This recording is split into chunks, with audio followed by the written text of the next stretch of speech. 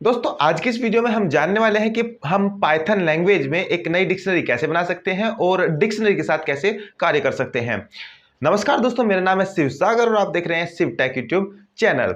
तो चलिए दोस्तों अपना पाइथन का प्रोग्राम देख लेते हैं और चलते हैं अपने कंप्यूटर स्क्रीन पर। दोस्तों अब हम आ चुके हैं अपनी कंप्यूटर स्क्रीन पर और हमारा प्रोग्राम ये है।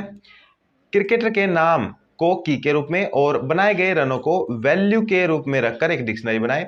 हमें एक डिक्शनरी बनानी है जिसमें क्रिकेटर्स के नाम को हम की के रूप में रखेंगे और उनके द्वारा जो रन बनेंगे उनको वैल्यू के रूप में रखेंगे। यूजर से एक क्रिकेटर के नाम को इनपुट करने के लिए पूछे और यदि यह नाम डिक्शनरी में है तो यूजर को इसे हटाने या अपडेट करने के विकल्प दे, अन्यथा यह नाम डिक्शनरी में जोड़ दे। हमें यूजर से उस डिक्शनरी बनाने के बाद एक नाम को इनपुट कराना है और अगर वो नाम डिक्शनरी में है तो यूजर से उसे अपडेट करने के लिए पूछे या फिर उसे डिलीट करने के लिए पूछे, और अगर वो डिक्शनरी में नाम नहीं है तो उसे हम डिक्शनरी में ऐड कर दें। तो ये प्रोग्राम हमें बनाना है। तो चलिए इसके लिए हम अपने पाइथन सॉफ्टवेयर को ऑन करते हैं और अपनी कोडिंग कर लेते हैं। इसके लिए हम सबसे पहले स्टार्ट बटन पर क्लिक करके पाइथन आईडीएलई को ओपन कर लेते हैं और यहाँ पे अपनी कोडिंग करेंगे। यहाँ से हम फाइल मेन्यू का यूज़ करके नई फाइल को ले लेंगे और अब हम अपनी कोडिंग करेंगे। सबसे पहले हमें क्रिकेटर्स के नाम की एक डिक्शनरी बनानी है, तो उसके लिए हम एक वेरिएबल ले लेते हैं डिक्शनरी का क्रिकेट। क्रिकेट नाम का वेरिएबल में हम डिक्शनरी को स्टोर करेंगे और डिक्शनरी को कर्ली ब्रेसेस के अंदर रखा जाता है, तो इसलिए हम कर्ली ब्रेसेस लगा देते हैं और यहाँ पे हम क्रिकेटर्स के नाम और उनके द्वारा बनाए गए रनों को रख लेंगे। क्रिकेटर का नाम हम यहाँ पे ले लेते हैं कोहली कोलन 58, यानी कोहली ने 58 रन बनाए हैं। हमें जो जो हमारी डिक्शनरी होती है की वैल्यू पेयर के रूप में होती है। सबसे पहली की होती है, उसके बाद की वैल्यू होती है। जो की है वो क्रिकेटर का नाम है और जो वैल्यू है वो उसके द्वारा बनाए गए रन है। और जो ये स्ट्रिंग होती है, जो टेक्स्ट होता है, उसे हम कोटेशन के अंदर लिखते हैं, तो इसे हम कोटेशन के अंदर ले लेंगे। कोहली को यहाँ पे कोटेशन के अंदर ले लेते हैं। अब यहाँ पे हमने एक डाटा डिक्शनरी में रख दिया है। उसके बाद हम एक दो डाटा और लिख लेते हैं इसमें।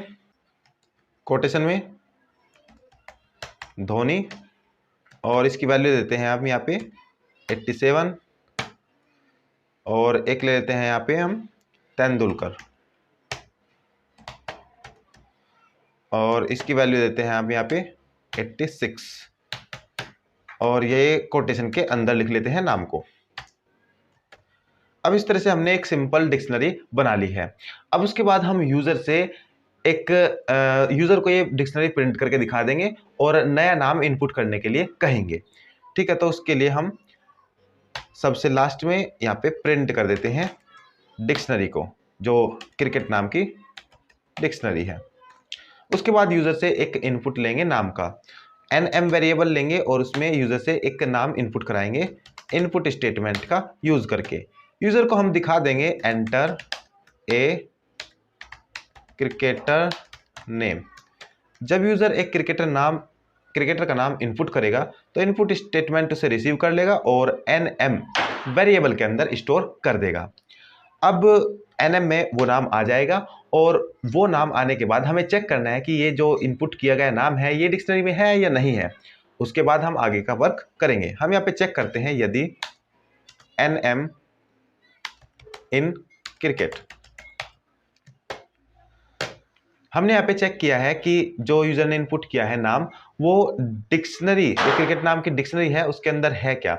अगर ये नाम डिक्शनरी में है तो हम इस स्टेटमेंट के अंदर पहुंच जाएंगे।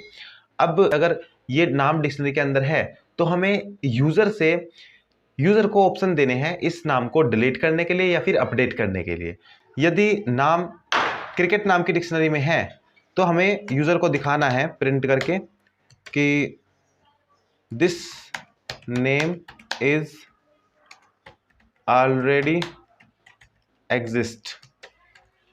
ये नाम पहले से ही हमने प्रिंट करके दिखा दिया। उसके बाद हम ऑप्शन को भी यूजर को प्रिंट करके दिखा देते हैं कि प्रेस 1 फॉर डिलीट दिस। हमने यूजर को दिखाया है कि 1 प्रेस करो इसे डिलीट करने के लिए, और प्रिंट करके दूसरा स्टेटमेंट लिख लेते हैं प्रेस 2 फॉर अपडेट दिस। इस तरह से हमने यूजर को 2 स्टेटमेंट दिखा दिए हैं। अब यूजर 1 या 2 कोई भी एक नंबर इनपुट करेगा तो वो हमें रिसीव करना है। रिसीव करने के लिए हम इनपुट स्टेटमेंट यहाँ पे लगा देते हैं। तो यहाँ पे हम इनपुट स्टेटमेंट CH यानी चॉइस के लिए हमने CH लिया है, CH वेरिएबल के अंदर ले लेंगे। और जो 1 और 2 इनपुट होगा वो नंबर होगा, तो हम यहाँ पे इंट लगा देते हैं, इंट इनपुट, और यूजर को दिखा देते हैं enter your choice, enter your choice. User enter your choice को देखेगा और वो 1 या 2 में से किसी भी एक को इनपुट कर देगा। तो वो इनपुट स्टेटमेंट रिसीव कर लेगा और इंटीजर यानी पूर्णांक बनाकर CH वेरिएबल के अंदर स्टोर कर देगा। अब हमारे पास यूजर की चॉइस आ जाएगी, और यूजर की चॉइस आने के बाद हम यहाँ पे आगे कंडीशन लगाएंगे। यदि यूजर की चॉइस 1 रहती है तब, अगर यूजर की चॉइस 1 रहती है तो हमें डिलीट ऑपरेशन परफॉर्म करना है, यानी डिलीट करना है ये नाम। तो डिलीट करने के लिए हम डेल स्टेटमेंट का यूज करते हैं डिक्शनरी के अंदर। डेल लिखने के बाद हम लिखते हैं डिक्शनरी का नाम क्रिकेट, और क्रिकेट नाम की डिक्शनरी में हमें क्या डिलीट करना है वो भी हमें यहाँ पे लिखना होता है। क्रिकेट नाम की डिक्शनरी में जो यूजर ने NM नेम इनपुट किया है वो डिलीट करना है।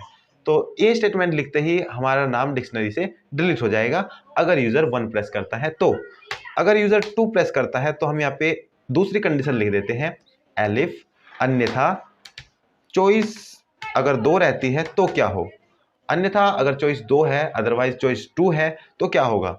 तो हमें इस एलिमेंट को अपडेट करना है, यानी जो भी नाम यूजर ने इनपुट किया है उसके जो स्कोर है जो उसने रन बनाए हैं उनको हमें अपडेट करना है। तो हम यहाँ पे लिख देते हैं enter score, enter new score, और वो यूजर से इनपुट ले लेंगे S वेरिएबल के अंदर। स्कोर को हम S वेरिएबल में स्टोर करेंगे और इंट इनपुट लगाकर हम यूजर से इनपुट लेंगे। हम यहाँ पे लिख देते हैं एंटर स्कोर। एंटर स्कोर लिखने के बाद यूजर एक स्कोर यहाँ पे एंटर करेगा और वो इनपुट स्टेटमेंट रिसीव कर लेगा और इंटीजर यानी पूर्णांक बनाकर S में स्टोर कर देगा। अब हमारे पास स्कोर भी आ जाएंगे और अब हम ये स्कोर उस नाम की डिक्शनरी में रख देंगे। तो इसके लिए हमें यहाँ पे लिखना होगा जो डिक्शनरी का नाम है वो क्रिकेट। क्रिकेट नाम की डिक्शनरी में NM की पर हमें ये S नाम की वैल्यू को रख लेना है। तो हमने यहाँ पे ये स्टेटमेंट लिखा है क्रिकेट नाम की डिक्शनरी में जो NM वैल्यू हमारे पास है उसमें, क्रिकेट नाम की डिक्शनरी में जो NM की हमारे पास है उसमें S नाम की वैल्यू को रख देना है। जो S के अंदर यूजर ने इनपुट किया है स्कोर वो रख देना है। तो इस तरह से ये अपडेशन भी हो जाएगा। अब अपडेट होने के बाद ये हमारा प्रोसेस कंप्लीट हो जाएगा 1 और 2। यदि यूजर के द्वारा इनपुट किया गया नाम इस डिक्शनरी के अंदर है तब ये सब काम होगा। उसके बाद अगर ये नाम जो यूजर ने इनपुट किया है वो डिक्शनरी में ना हो तब हम लास्ट में यहाँ पे एल्स लिख लेते हैं, एल्स, वरना क्या होगा, वरना हम उस नाम को जो यूजर ने स्टार्टिंग में इनपुट किया है उस नाम को हम डिक्शनरी में जोड़ देंगे और उसके मार्क्स भी यूजर से, जो स्कोर है स्कोर भी यूजर से इनपुट करा लेंगे। तो हम यहाँ पे लिख लेते हैं स्कोर के लिए, स्कोर के लिए लिखेंगे हम यहाँ पे S वेरिएबल का यूज करके, S इक्वल इंट इनपुट, यहाँ पे लिख लेते हैं हम एंटर स्कोर। एंटर स्कोर को देखकर यूजर स्कोर एंटर कर देगा और वो S वेरिएबल में स्टोर हो जाएंगे, S वेरिएबल में आ जाएंगे। अब हमें ये स्कोर डिक्शनरी में उसी नाम पर रखने हैं। तो क्रिकेट नाम की हमारी डिक्शनरी है, क्रिकेट नाम की डिक्शनरी में NM की पर हमें ये S नाम के स्कोर को रख लेना है। जो यूजर ने इनपुट की है वो स्कोर क्रिकेटर डिक्शनरी में NM की के जगह पर की के साथ में रखे जाएंगे। तो इस तरह से ये हमारा ऑपरेशन ये भी कंप्लीट हो जाता है और लास्ट में आके हम प्रिंट कर देते हैं अपनी डिक्शनरी जो हमारी फाइनल डिक्शनरी आई है। लास्ट में हम प्रिंट कर देते हैं, यहाँ पे हम प्रिंट करेंगे फाइनल डिक्शनरी या फिर updated dictionary, updated dictionary, updated dictionary हम प्रिंट करेंगे और डिक्शनरी का नाम है क्रिकेट, क्रिकेट। कोटेशन के अंदर जो हमने लिखा है वो जो का त्यों प्रिंट हो जाएगा, और कोमा लगा के हमने क्रिकेट लिखा है तो जो क्रिकेट वेरिएबल के अंदर डाटा है, जो डिक्शनरी है, वो प्रिंट हो जाएगी। अपडेटेड डिक्शनरी प्रिंट होगा और वो डिक्शनरी भी प्रिंट हो जाएगी। अब हम इस प्रोग्राम को रन करके देखते हैं ये हमारा वर्क कर रहा है या नहीं। तो उसके लिए हम F5 शॉर्ट की का यूज करेंगे। F5 शॉर्ट की से हम पहले इसको सेव कर लेते हैं। हम इस प्रोग्राम को क्रिकेटर्स के नाम से सेव कर लेते हैं। क्रिकेटर्स पहले से ही है तो 2 के नाम से हम इसको सेव करेंगे और सेव कर लेंगे।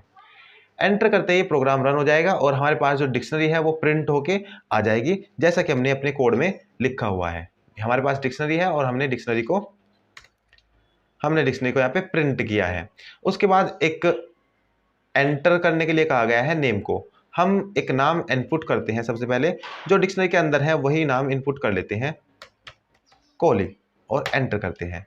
अब कोहली एंटर करते ही यहाँ पे डिक्शनरी में ये नाम है, इसलिए ये इस फॉर स्टेटमेंट के अंदर आ चुका है और यहाँ पे लिखा गया है दिस नाम इज ऑलरेडी एग्जिस्ट, ये पहले से ही नाम है।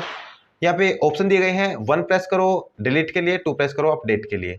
तो हम इसको डिलीट करना चाहते हैं तो हम 1 प्रेस कर देते हैं और एंटर कर देते हैं और ये डिलीट हो जाएगा और हमारी डिक्शनरी में केवल अब धोनी बचा है और तेंदुलकर बच गया है। तो इस तरह से ये हमारा ऑपरेशन होता है। अब एक बार और हम इसको रन करके देख लेते हैं। यहाँ पे इसको F5 शॉर्ट की मदद से रन करते हैं। इसको दोबारा से ओपन करते हैं।